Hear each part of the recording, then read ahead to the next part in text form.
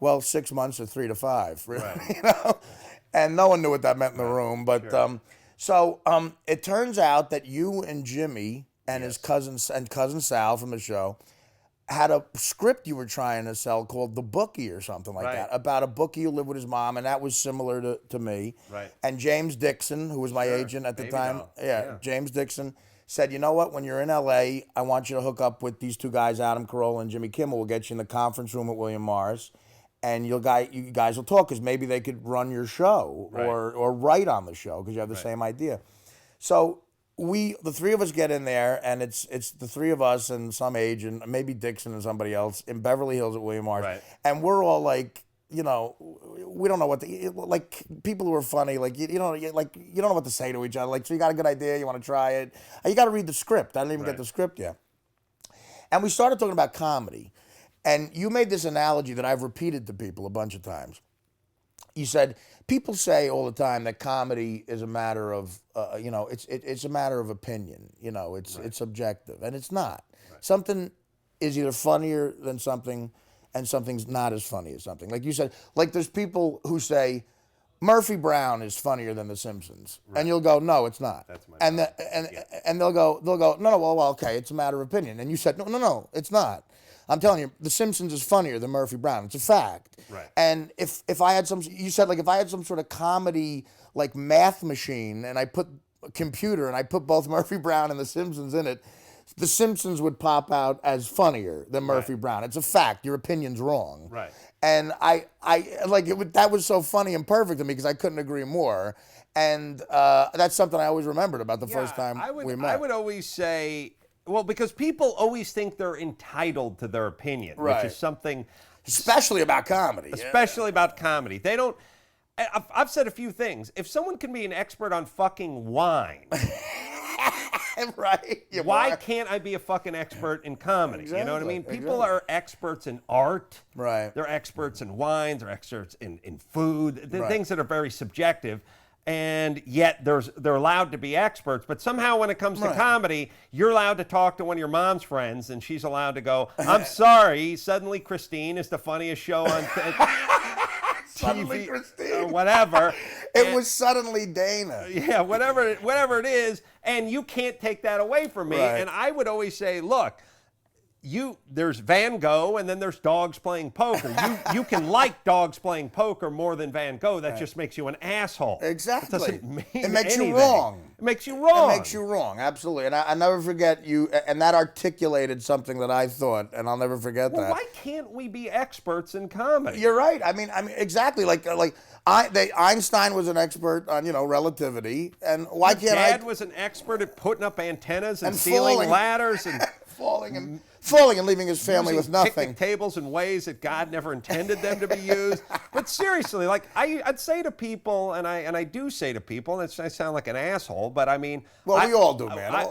We all sound like assholes. We all sound like assholes. But I was a good carpenter, right? And when I would say to people, "Look, I'm a good carpenter. I was a good carpenter," they'd go, "Good. That's nice. I mean, that's a good thing. Right. You have pride in your work." Blah blah blah. But if you go, "I'm fucking funny," they go, "Okay, jack off. Yeah. Quit blowing yourself." Well, I'll tell you a story about that. All of my cousins are carpenters. They're all in construction. Mm-hmm.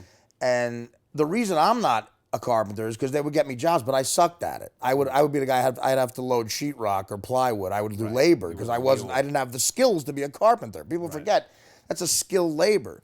So one day my grandmother, a real Italian woman, Grandma Caprio for Stern fans out there, I'm about 22 years old and I'm just a total fuck up, just alcoholic, drugs, losing it. And I walk in and my grandmother is praying to St. Joseph. Mm-hmm. And I say, Grandma, what are you praying to St. Joseph for? And she goes, well, because all the cousins and the guys in the family are carpenters, and St. Joseph was a carpenter. He's the patron saint of the worker, of the carpenter. Mm-hmm. That's why I'm praying to St. Joseph.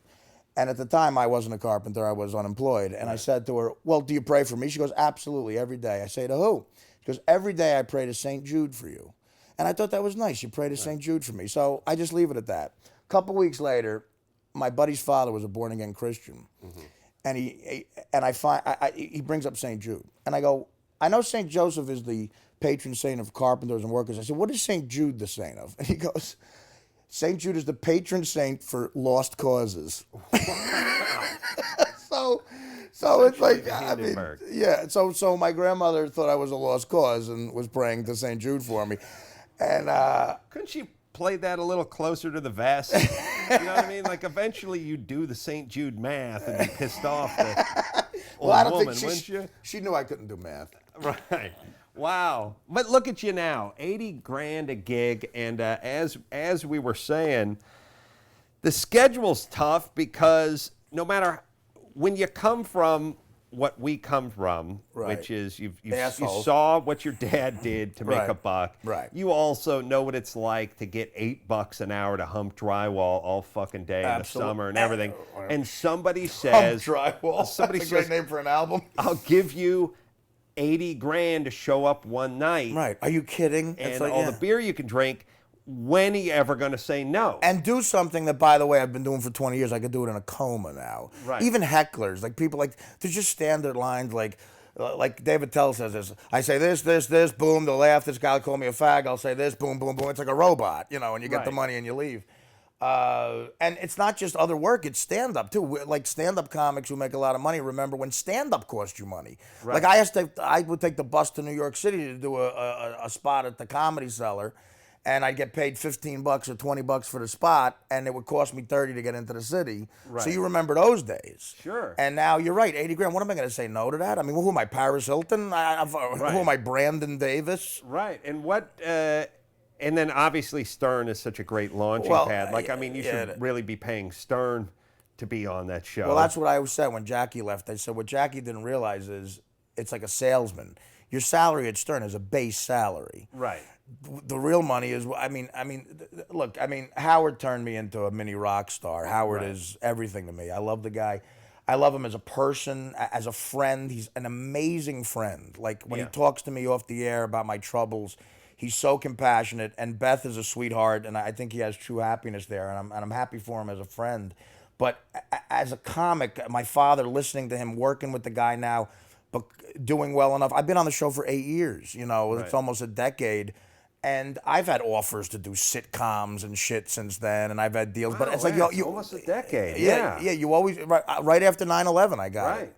And you know, I think to myself, look, this sitcom would be a lot of money, but in the long run, when I'm dead, you know, do I want my kids to see me playing the fat neighbor on Everybody Loves Shitwipe, or I love Raymond. I just use that title as a joke, but So or do they want to hear me do as long as I possibly can until I pass out, which might be soon, working with probably the greatest entertainer of all time, and hopefully helping the show out. So I stay on Howard. Well, what about the future? I mean, everyone's curious. I mean, terrestrial radio's kind of in the garbage. Everyone wants to know what's going on with satellite.